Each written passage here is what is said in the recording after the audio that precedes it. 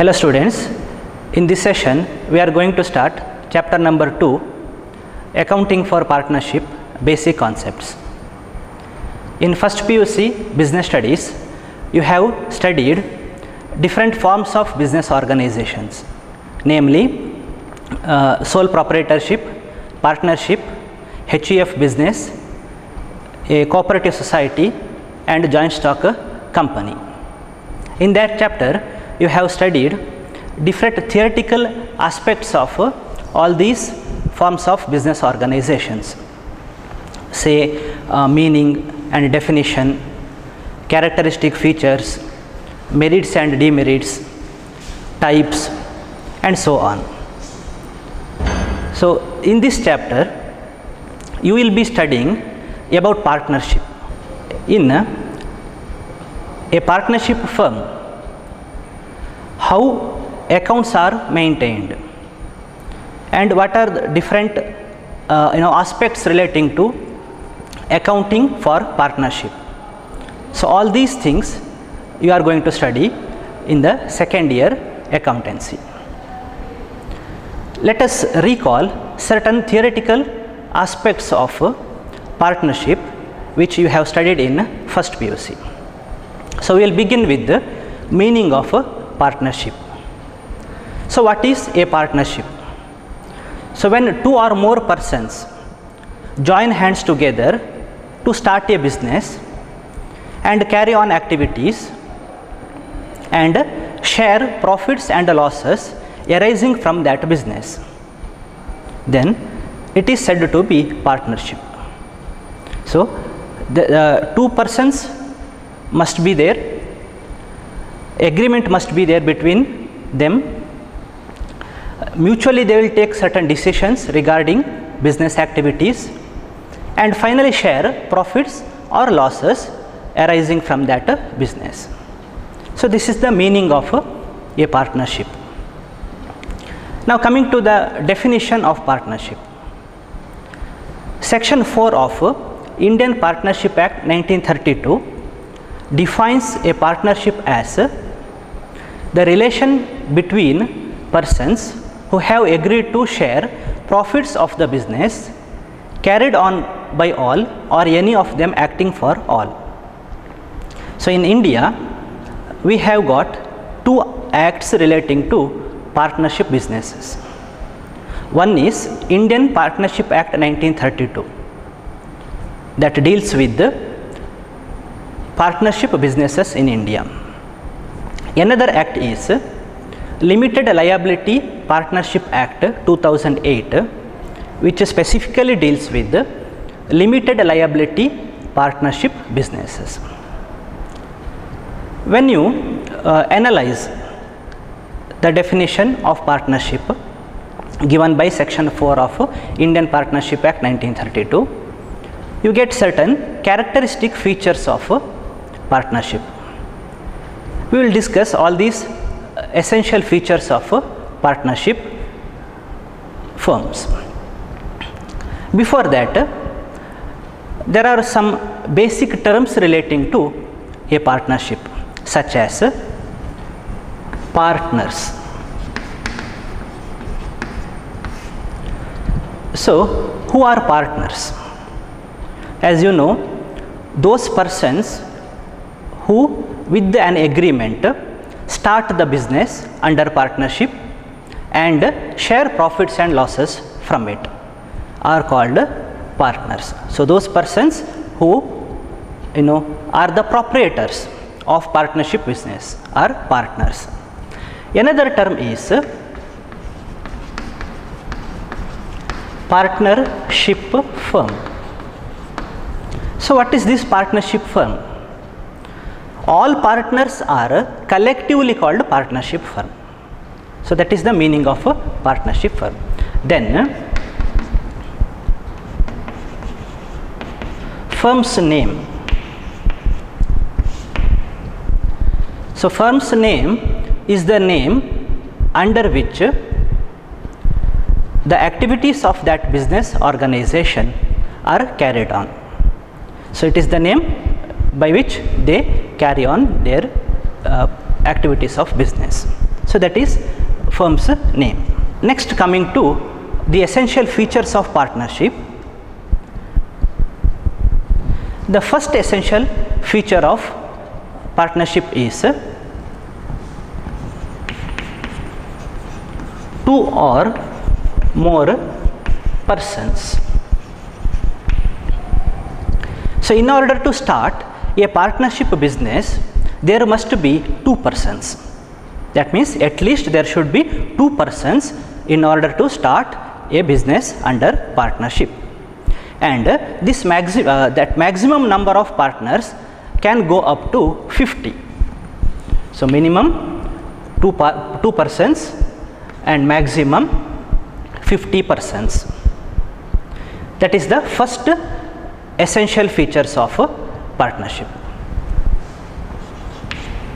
Second one is agreement. So what is this agreement? Those persons who become partners in that partnership business must have an agreement. So without agreement they cannot start a business. This agreement can be in oral or in writing.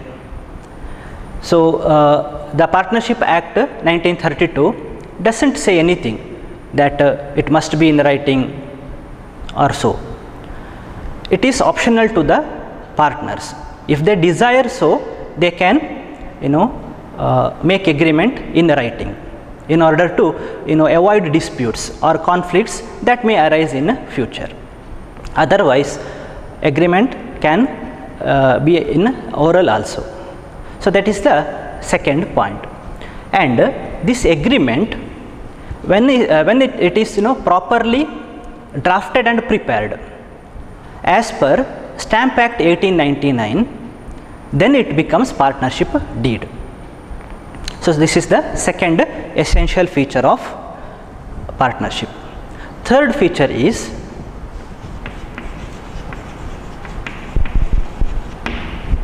business.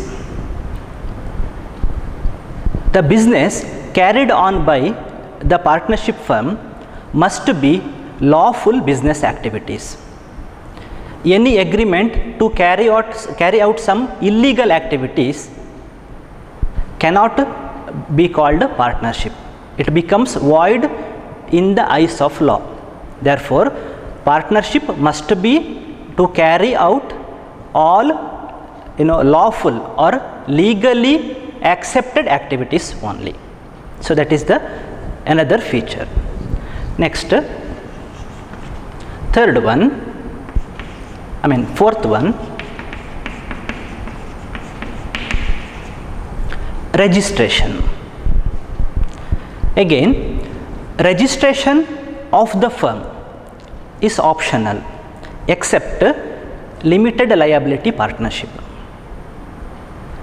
If partners desire that they have to get their firm registered, then they can get registered their firm with the registrar of partnership. Otherwise they need not register their partnership firm. So registration of partnership firm is optional to the partners. Next point is mutual agency.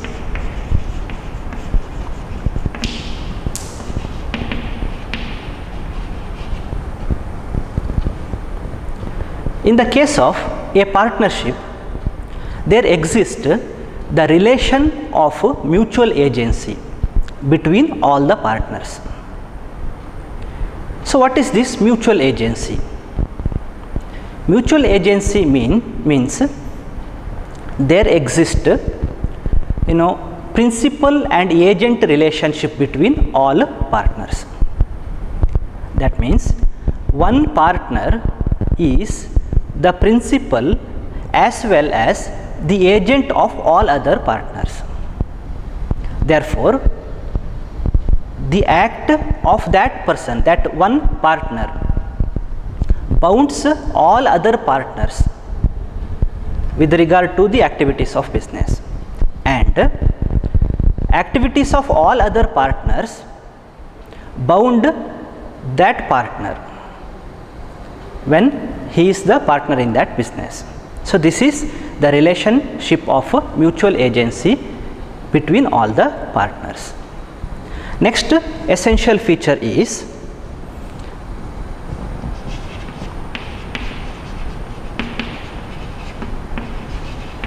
sharing of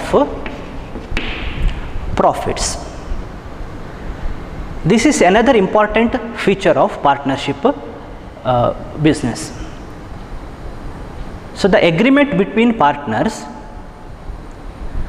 will be to share profits or losses arising from that business. So, sharing of profit and loss becomes one of the essential features of partnership. So, in an agreed ratio, all the partners will be sharing profits or losses arising from that partnership business. And the last essential feature is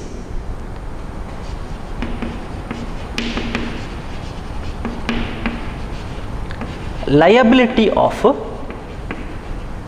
partners. When it comes to partnership business,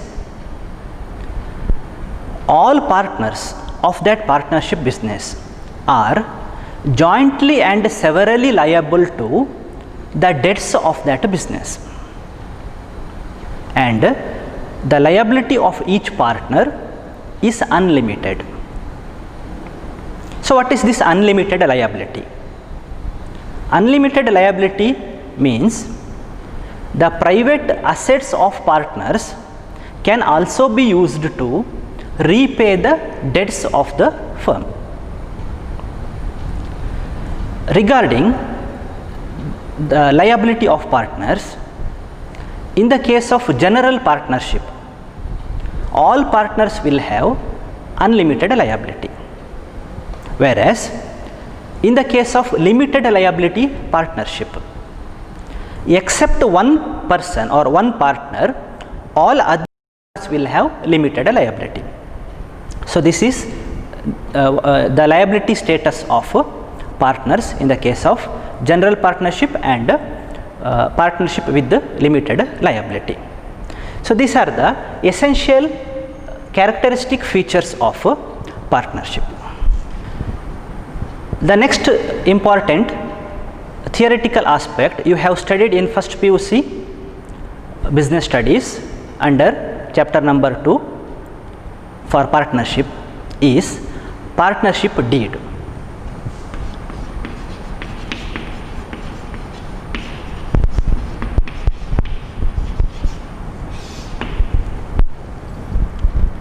We have already studied that there must be 2 or more persons to start a partnership business.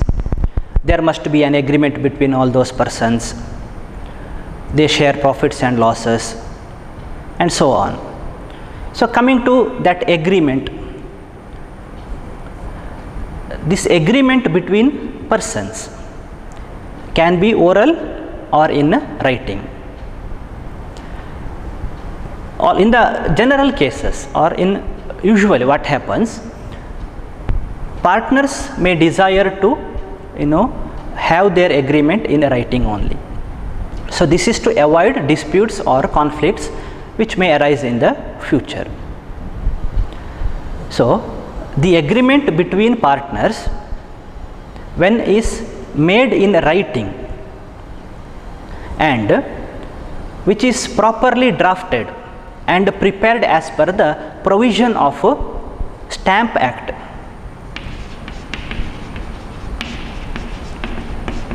(1899), that contains all the essential aspects of partnership agreement, is called partnership deed.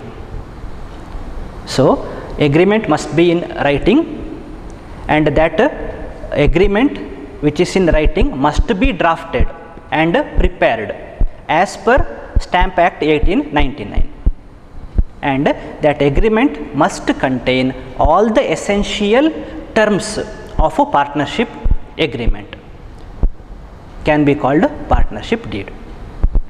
So why this partnership deed is important? So regarding the relationship between all the persons who are called partners must be clear always,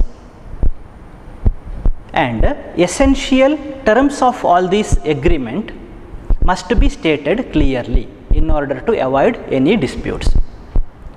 So partnership deed will contain certain important aspects of partnership. So we can call them contents of partnership deed. Let us look at what are the different contents of partnership deed. The first content in a partnership deed is name and addresses of the firm and its main business. Second content is names and addresses of all partners. Third one, amount of capital to be contributed by each partner to the business. Next is the accounting period of the firm. Another content will be the date of commencement of a partnership. Next, rules regarding operation of bank accounts of the partnership business. Next is profit and loss sharing ratio, how the profits or losses will be shared, in what ratio they will be sharing profits and losses of the firm. Next is rate of interest on capital, on advances or loans, on drawings and so on. Another content is mode of auditor's appointment, if any. Next is salaries, commission, etc. if payable to partners. Another content is the rights, duties, and liabilities of each partner. Next, treatment of loss arising out of insolvency of one or more partners. Next, settlement of accounts on dissolution of the partnership firm. Next is method of settlement of disputes among the partners. And the last one is rules to be followed in case of admission, retirement and death of a partner. So these are some of the important contents of a partnership deed. Next, we will look at provisions relevant for accounting. So in any partnership firm, there will be agreement between partners, and that agreement between them will specify many terms of partnership, especially with regard to profit sharing ratio, salary, commission or any remuneration payable to the partners, capital contribution by the partners, then with regard to payment of interest on capital, interest on drawings, interest on loans or advances made by partners, etc. So all these aspects will be covered in agreement between partners. Suppose such agreement between partners do not specify certain aspects. So what we have to do in that case? In such a circumstance, we have to consider the provisions which are given in the Indian Partnership Act 1932. So these provisions are relevant from accounting point of view. We will look at all these provisions which are relevant to accounting in a partnership firm. So the first point is profit sharing ratio.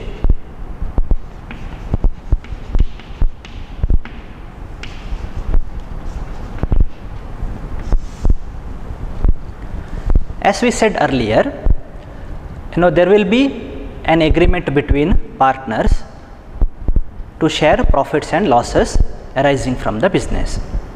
So the ratio in which profit or loss will be shared shall be given in the agreement. For example, suppose there are two partners, A and B, and they agreed to share profits or loss arising from that business equally.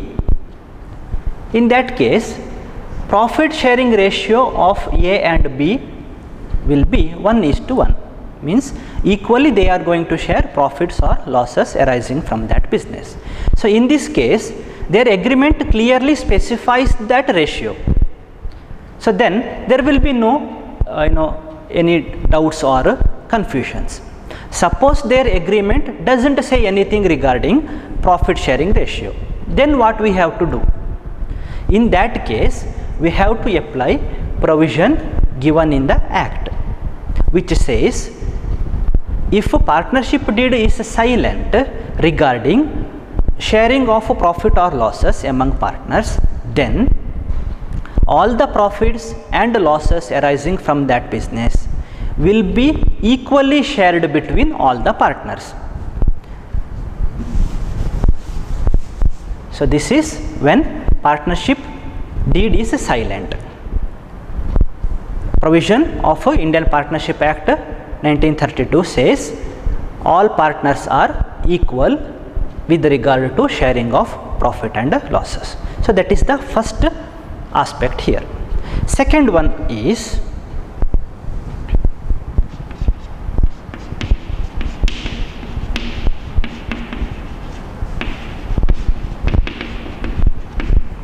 interest on capital.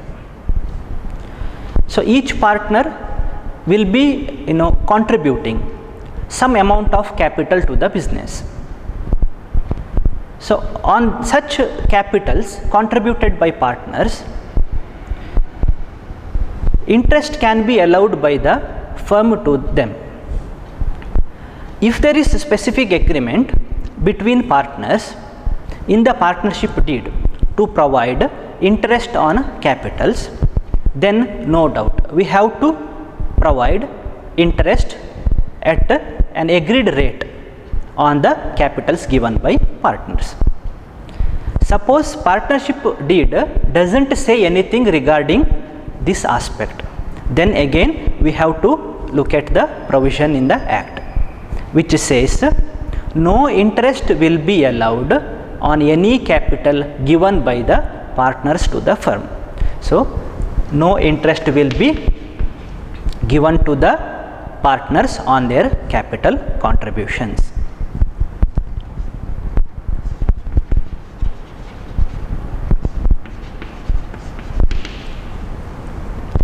Point number 3 is interest on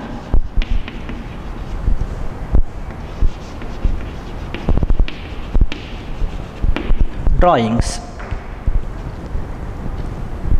In the case of drawings,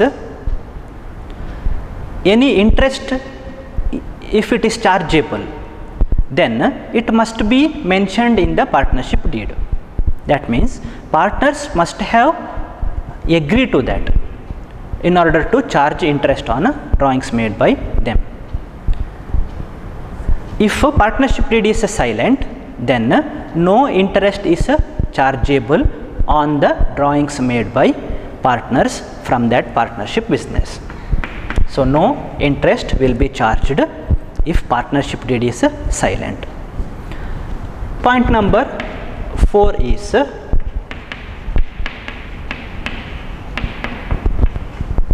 interest on advances.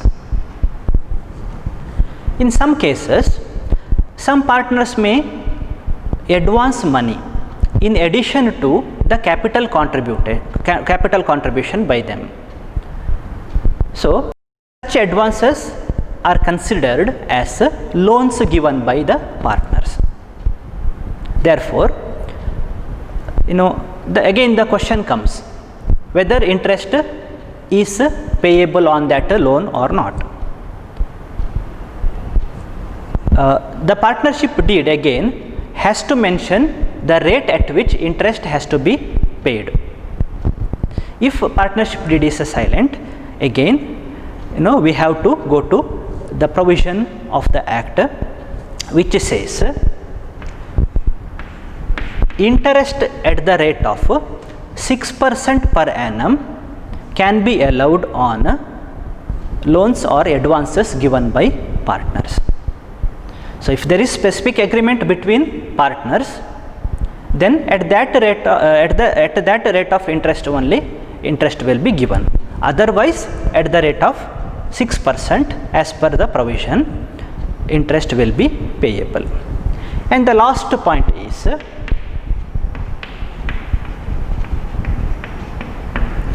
remuneration for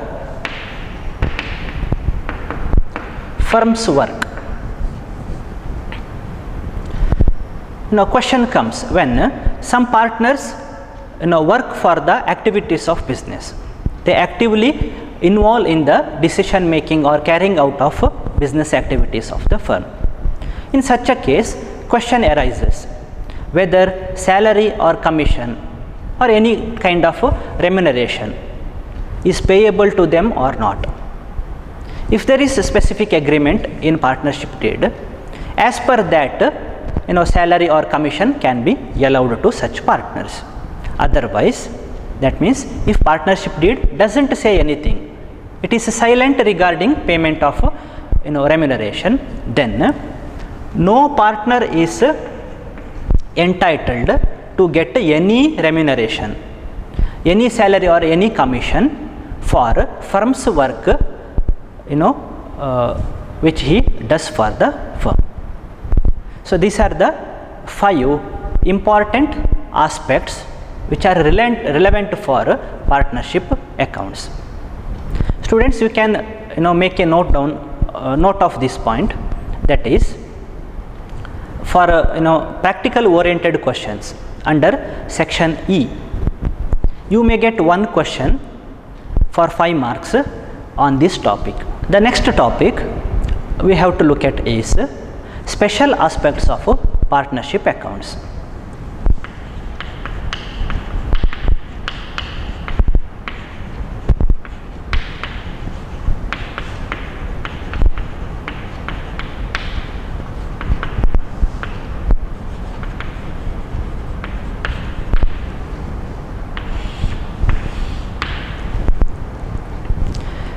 The various topics what we discussed till now are already discussed in first PUC business studies. So, here onwards we are going to learn different accounting aspects of partnership business. Students, you can remember in first PUC accountancy you have studied various accounting concepts and all those steps which come under accounting cycle, like journal, subsidiary books, ledger accounts, trial balance, final accounts, etc. So, many aspects are similar in the case of partnership accounts also, but there are certain special aspects which are there in the case of partnership. When we compare, so sole proprietorship business with the partnership business. In the case of a partnership business, there will be many owners called partners, whereas in the case of sole proprietorship business there will be only one owner. So, in the case of sole proprietorship, we will prepare only one capital account, and there is no question of sharing of profit or loss in the case of sole proprietorship, but it is not like that in the case of partnership. So, all these points come under special aspects of partnership accounts. So, let us look at what are these different special aspects of partnership accounts. The first special aspects of partnership accounts is maintenance of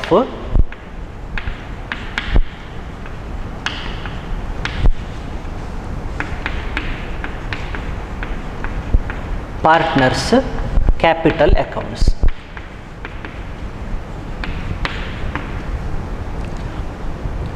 So in the case of a partnership business, there will be many partners.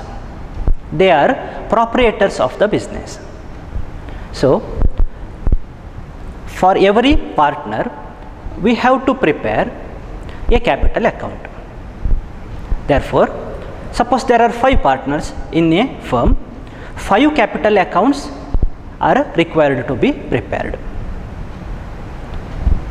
So why this capital account is required to be prepared? So in the case of a partnership firm, there may be some transactions taking place between partners and the partnership firm. All such transactions are recorded through capital accounts prepared for partners. For example, capital contribution by partners, withdrawal of capital, drawings made by partners, interest on capital payable if any, interest on drawings, then remuneration for firm's work, and share of profits or losses. All these transactions are recorded through the capital accounts of partners.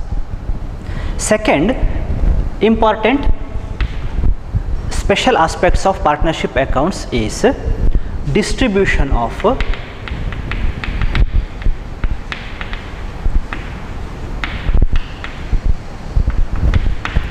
profits or losses among partners. As we discussed earlier, whatever the profit or loss made in that business, in that accounting period, has to be distributed between partners, and the ratio will be given in the partnership deed. According to that ratio, we have to distribute profit or loss. So this is called appropriation of profit or distribution of profit among partners. For the distribution of profit or loss among partners, we have to prepare a separate account called profit and loss appropriation account.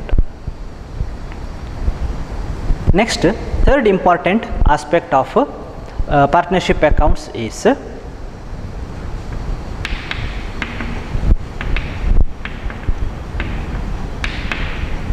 adjustment for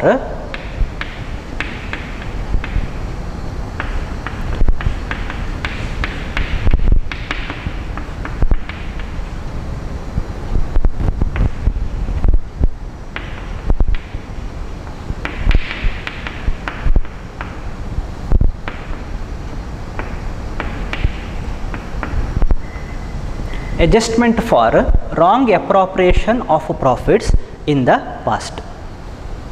What happens? There may be some wrong appropriation of profits between partners in earlier years. That means after the preparation of financial statements or final accounts,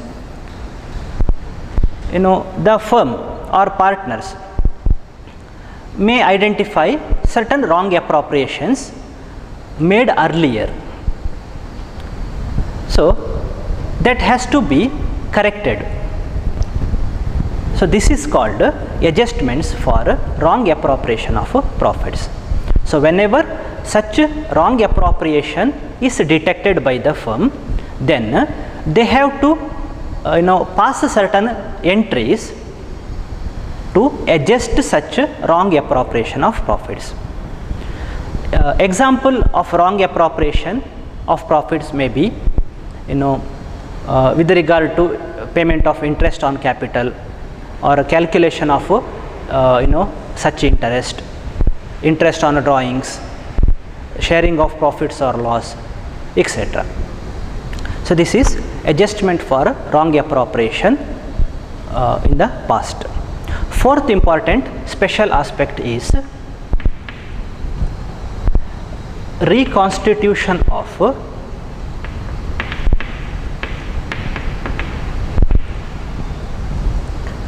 partnership firm.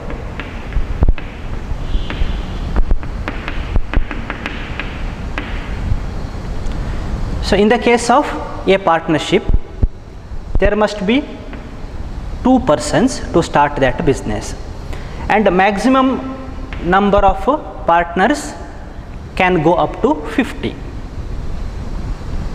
which means there may be chances of addition or taking some new persons as partners, or existing partners may be retiring from existing partnership, or there may be chances of death of any partners, and so on. All these cases will amount to reconstitution of a partnership firm. So what is this reconstitution? Reconstitution essentially means change in the terms of agreement, or we can say existing agreement is made is terminated, and new agreement is made between partners. Therefore there are 3 aspects here. One is admission of a partner, that means taking a person as a new partner to the firm. Second is retirement of a partner, that means one or the other partner retiring from the partnership business. Third point is death of a partner. So these 3 cases amount to reconstitution of a partnership firm. And the last special aspects of partnership accounts is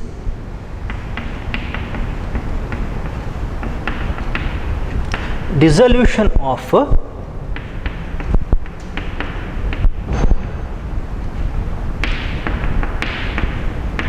partnership firm. What is this dissolution? So dissolution of partnership firm means discontinuing the business of the partnership, or we can say winding up of the activities, or closing down, shutting down the activities of the firm. So there will be stoppage of all activities, and assets will be sold, and the liabilities are paid, and there will be final settlement of capital accounts of all partners. So this is called dissolution of a partnership firm. So these are the 5 essential aspects of partnership accounts. In second year accountancy, you will be studying maintenance of capital accounts of partners, distribution of profits or losses among partners, adjustment for wrong appropriation of profits in the past in this chapter, that is chapter number 2. Point number 4, that is reconstitution of a partnership firm, will be discussed in chapter number 3 and 4. Chapter number 3 will be accounting for partnership, the case of admission. Chapter number 4 will be accounting for partnership with regard to retirement and death of a partner. And 5th special aspect will be discussed in chapter number 5, that is accounting for partnership, dissolution of a partnership firm. So that's all for today's session.